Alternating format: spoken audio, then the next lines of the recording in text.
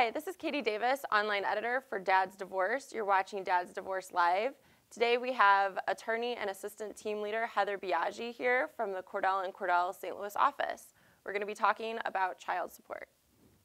Hi Heather, how are you doing? Fine, how are you today? Very good. So kind of to start off, what are some of the most common issues that you see relating to men who face large child support payments? Some of it is obviously the ability to pay or the perception of the ability to pay. In that, I have yet to meet a client, well, almost any client that has said to me, yippee, I get to pay child support, or the amount that I'm paying I can absolutely afford. Of course, when you go from a relationship or a marriage where there's two incomes supporting one household and then you split those apart, so now there's one income supporting now each of their own households, and on top of the fact that you're dealing then with child support, sometimes it's a hard pill to swallow. And it's not that anyone doesn't want to support their children. They absolutely do. But certainly having an outside person or outside entity like the courthouse saying, hey, here's what you should pay. Then, of course, there's also the issue with regard to the use of the money. Most people are sometimes upset with the way they perceive that their child support is being used. I can't tell you how many people I've talked to have said, I swear I know the child support's not being used for my child.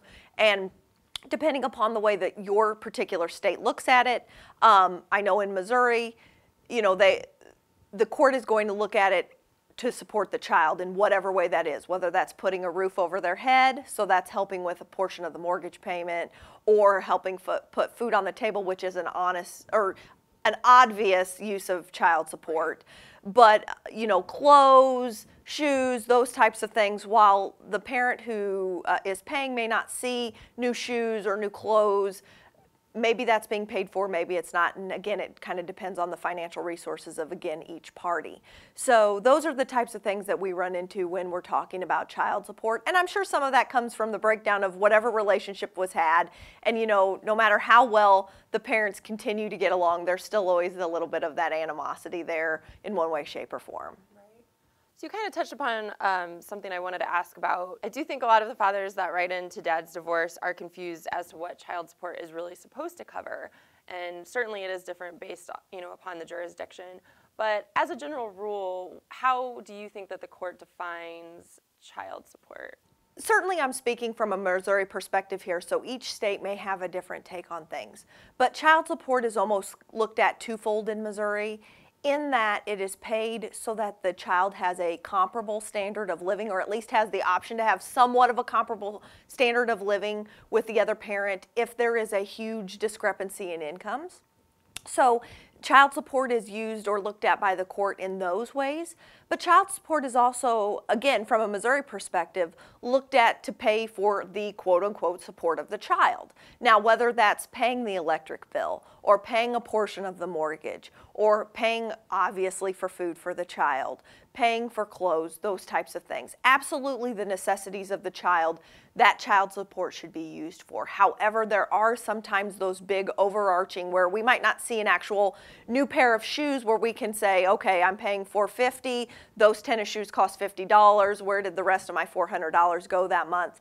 Certainly looking at it from a perspective of, again, assisting with those necessaries, keeping the lights on, keeping the water running, paying the mortgage. Now, where it becomes a sticking point is if somebody takes on a large mortgage or are living kind of outside their means, and it's perceived again by the person paying that maybe their child support payment is going to the entire mortgage to kind of bump them up in their standard of living. That's where you kind of get the rub and again the upsettedness about paying for child support and or looking at what the child support's actually going to. Are there some facts related to child support and how it can be modified that many men might not be aware of, in your opinion?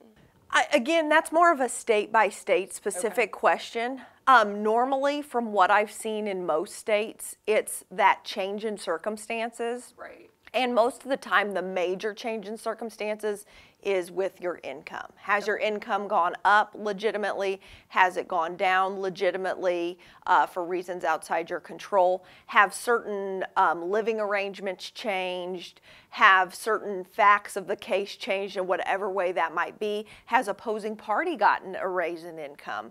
Has their situation changed in some way that would trigger a modification of child support? I would certainly, encourage anyone to go into doing at least a consultation with an attorney anytime they think that this might be the case, simply to just kind of weigh out your options and to talk with the attorney in that specific state to see if you meet whatever the requirement is in certain states. I know in Missouri, for instance, it's that change in circumstance, and there's a 20% change in the amount, which gives you what's called a prima facie case, which means it should be modified.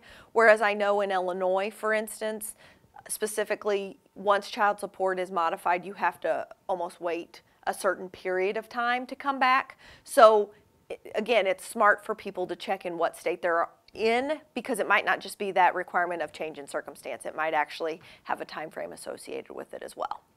Okay, great. Well, thanks for speaking with us today, Heather. Again, this has been Dad's Divorce Live with DadsDivorce.com. I'm Katie Davis, online editor. This was Heather Biagi. She's an attorney and assistant team leader with Cordell & Cordell in the St. Louis area. Thanks for watching.